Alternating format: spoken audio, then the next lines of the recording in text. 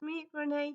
I'm back, and I'm doing something I don't do often, but I kind of wanted to do it right now.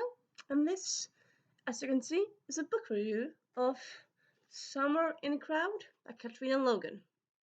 Um, sorry. So this is Katrina Logan's debut book. Came out just a few weeks ago. Came out in April. So a few weeks ago. And as you might have guessed from the cover, but I suppose you don't quite know. From a subtext, it's okay. So it's called Summer in Crowd, and then the subtitle is For People 12 Years, One Eurovision. So Delio is just a fiction story, all set around Eurovision, which, yeah, great concept, cool idea. In case you don't know, Eurovision is a music contest that happens every May. It happened last week, and this year in Liverpool because last year Ukraine won, but Ukraine can't really host a concert, so yeah, they had it in Liverpool. But yeah, this book. So yeah, it starts in 2010 when two friends they go to Eurovision together to their final in Oslo. They're two friends from Britain, from the UK, sorry, from England, and then they meet these two other people on a day, and they kind of decide, and they end up going to town together and kind of like being social and forming a bond. And I say kind of slightly haphazardly, maybe I should like do this as a like do this as a tradition. Like we should meet up next year, in next time Eurovision comes around. And then they all say, yeah, we should. And I think they all kind of think haphazardly, it's kind of joking, kind of serious. But then they end up meeting next year, and then after that, it's kind of like a thing where they meet every Eurovision, like every Eurovision final, they always meet for every years. So yeah, it's one of those books which might have guessed where like you only see the characters for like a few days every year. So I suppose like one of those. Some books are kind of like one day every year. This is like a few days every year.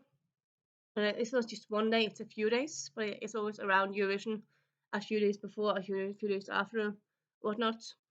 Uh, and books like that, I suppose, I'm not the biggest fan of those books. I feel like you it kind of gets a bit hard to like really connect to your characters because you can't see them so quickly in like every year. We'll see them. Yeah, you get what I'm thinking about. But also, this book takes place over 12 years. So I would say like in this one, it's kind of like it is exception because in this book, I feel like I get to know all the characters. So yeah, it kind of works in that way. So you have, as I said, you have two Brits, you have one Aussie, of course. Like the first year, he was backpacking, he ended up accidentally in Eurovision, and then you have one girl from Germany, and that's kind of like the main characters.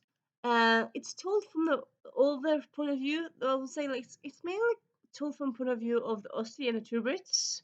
I don't really know. I feel like yeah, Ingrid, the German is kind of like a more by character. Like she's not like a main character, but she's still there. A bit like when you think about it, why that's done that way. But yeah. So the two Brits is James and Millie. They've been Eurovision fans their whole life, as has Ingrid, the German.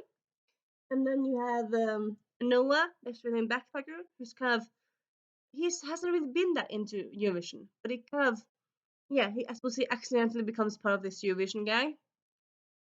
And yeah, so you have some drama here and there, like Ingrid at the beginning she wants to be she wants to compete in Eurovision. She's a singer, and then you kind of follow her from her singing career. Noah, he is a photographer, so you kind of follow him from that point of view in a way. As well as also like as an Austrian, like outside of this Eurovision shebang. And then Millie and well, James he wants to be a journalist, musician, a music journalist, and Millie doesn't really know what she wants.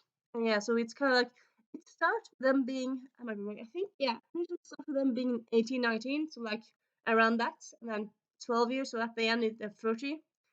You kind of follow them like from, I suppose, growing up in the 20s, which, yeah, it's quite nice and delightful.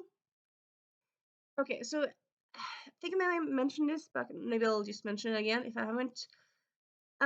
This is Katrina Logan's first book, and you can't sometimes kind of notice it because like sometimes like why did that happen? And this wording feels a bit clunky.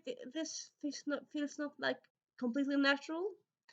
But at the same time, uh, I mean, it is a quite cool concept, like fiction story is told around Eurovision because it's just a big part of Europeans, as was now kind of big part of the world because more and more people in the world are watching. I just saw that Japan is also watching. Didn't know that. That's cool.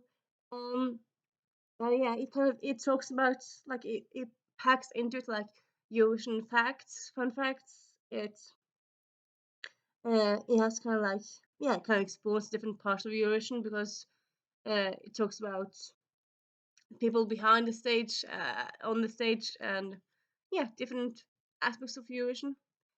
And I did quite enjoy it.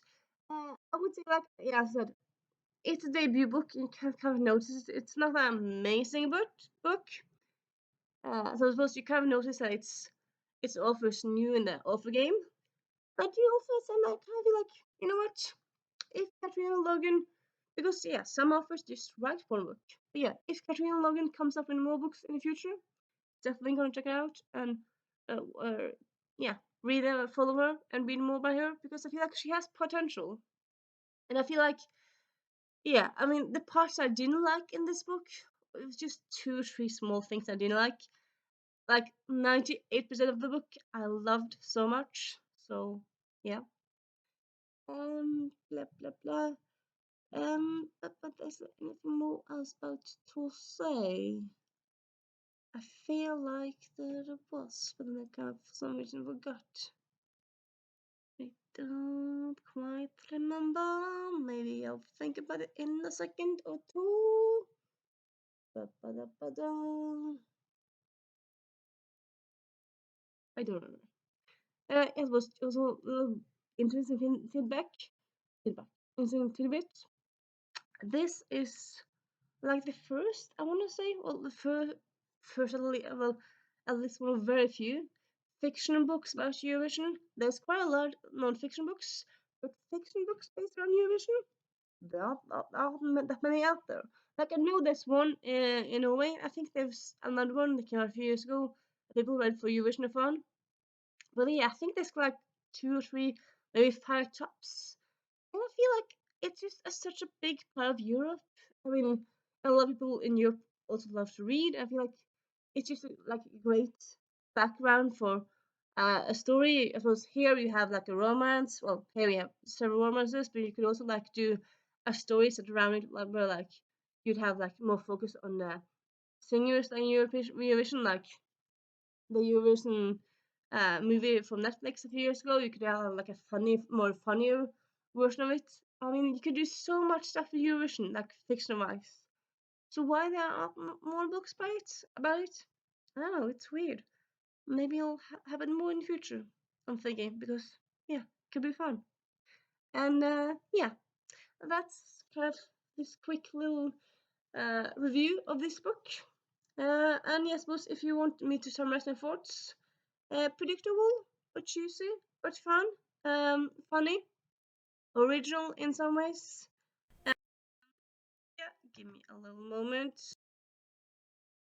Yeah, predictable in some ways, but still entertaining and and good read.